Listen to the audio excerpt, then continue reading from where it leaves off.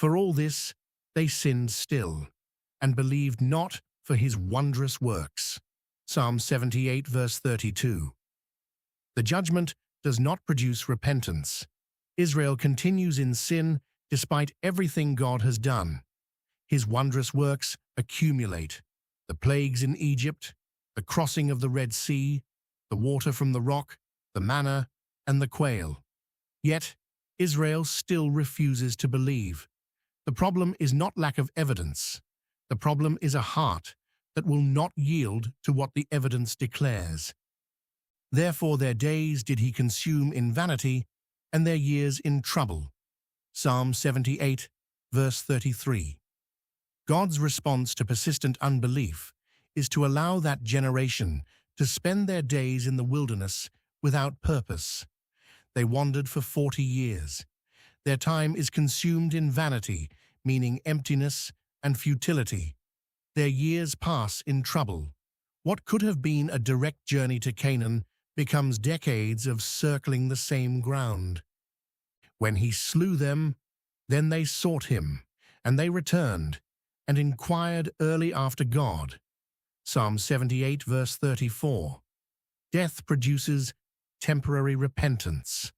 When God strikes down members of the congregation, the survivors seek him. They return and inquire after God.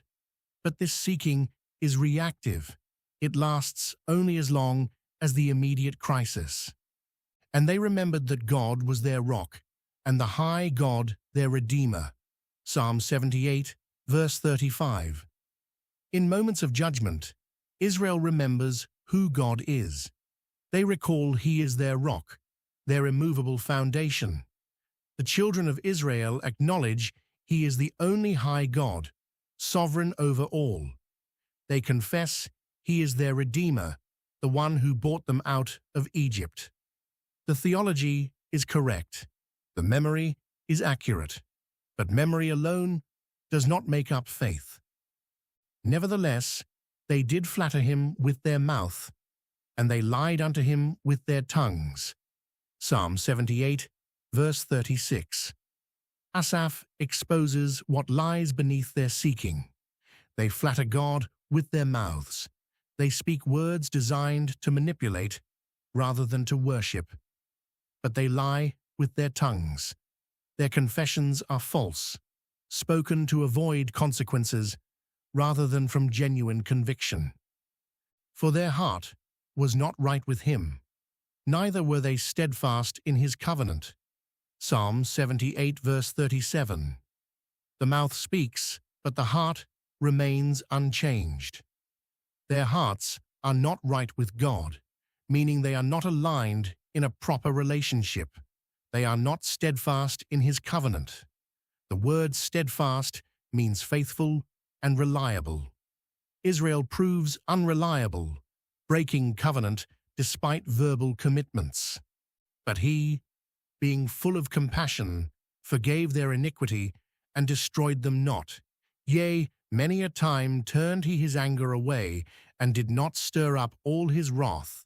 Psalm 78, verse 38.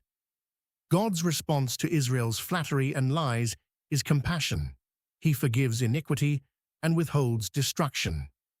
Many times God turns his anger away. He does not release the full measure of his wrath. This restraint is not because Israel deserves it. It flows from God's character. For he remembered that they were but flesh, a wind that passeth away and cometh not again. Psalm 78, verse 39.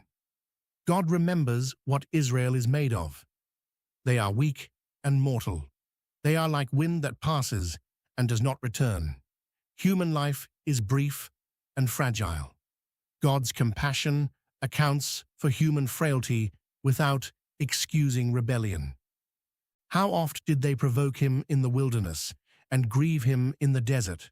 Psalm 78, verse 40. Asaph asks how often Israel provoked God. The question is rhetorical. They grieved him in the desert.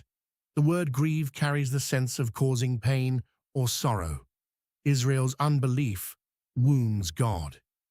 Yea, they turned back and tempted God, and limited the Holy One of Israel. Psalm 78, verse 41.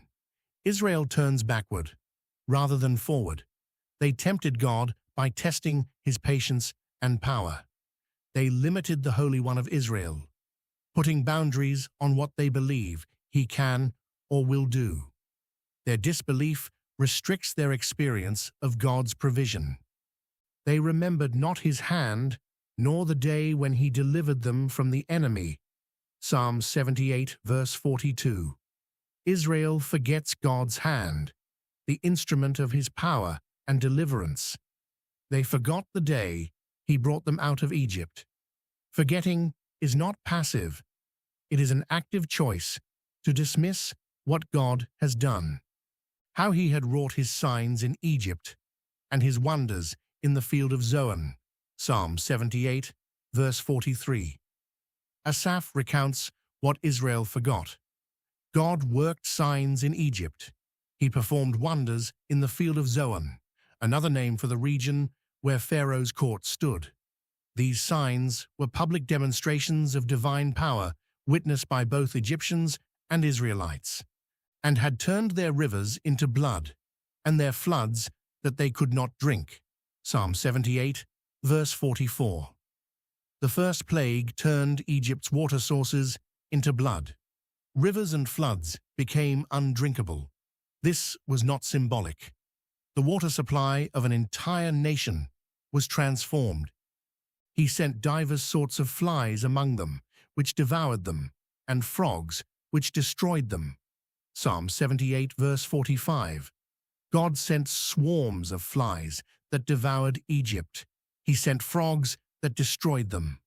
The land was overrun with creatures that made normal life impossible. He gave also their increase unto the caterpillar, and their labor unto the locust. Psalm 78, verse 46. God gave Egypt's crops to caterpillars and locusts. What the Egyptians planted and cultivated was consumed by insects. Their labor produced nothing for themselves. He destroyed their vines with hail, and their sycamore trees with frost. Psalm 78, verse 47. Hail destroyed the vines. Frost killed the sycamore trees. The agricultural base of Egypt was dismantled. He gave up their cattle also to the hail, and their flocks to hot thunderbolts. Psalm 78, verse 48. The livestock died in the hailstorm. Hot thunderbolts, meaning lightning, struck the flocks. Egypt's wealth in animals was eliminated. He cast upon them the fierceness of his anger, wrath and indignation and trouble by sending evil angels among them. Psalm 78, verse 49. God released the full force of his anger against Egypt. Wrath, indignation, and trouble came through evil angels, messengers of judgment sent to execute God's will. He made a way to his anger. He spared not their soul from death, but gave their life over to the pestilence. Psalm 78, verse 50. God cleared a path for his anger to reach Egypt without hindrance. He did not spare them from death. He gave their lives over to pestilence, a disease that swept through the land, and smote all the firstborn in Egypt, the chief of their strength in the tabernacles of Ham. Psalm 78, verse 51. The final plague struck every firstborn in Egypt. The chief of their strength, meaning the eldest sons who represented the future and inheritance of each family, died in one night. Ham refers to Egypt's ancestry through Noah's son, but made his own people to go forth like sheep and guided them in the wilderness like a flock. Psalm 78, verse 52. While Egypt experienced death, God's people went forth like sheep under a shepherd's care. He guided them through the wilderness as a flock, not as an army or independent travelers. And he led them on safely, so that they feared not, but the sea overwhelmed their enemies. Psalm 78, verse 53. God led Israel through the Red Sea. They had no reason to fear because God was leading them. The same sea that provided their escape overwhelmed Egypt's army pursuing them. And he brought them to the border of his sanctuary, even to this mountain, which his right hand had purchased. Psalm 78, verse 54. God brought Israel to the border of his sanctuary, meaning the land he set apart for himself. The mountain refers to the hill country of Canaan. God's right hand, his power, purchased this land for his people. He cast out the heathen also before them, and divided them an inheritance by line, and made the tribes of Israel to dwell in their tents. Psalm 78, verse 55. God drove out the nations occupying Canaan. He divided the land into measured portions, giving each tribe its inheritance. The tribes of Israel settled in the tents, the dwelling places of those God removed.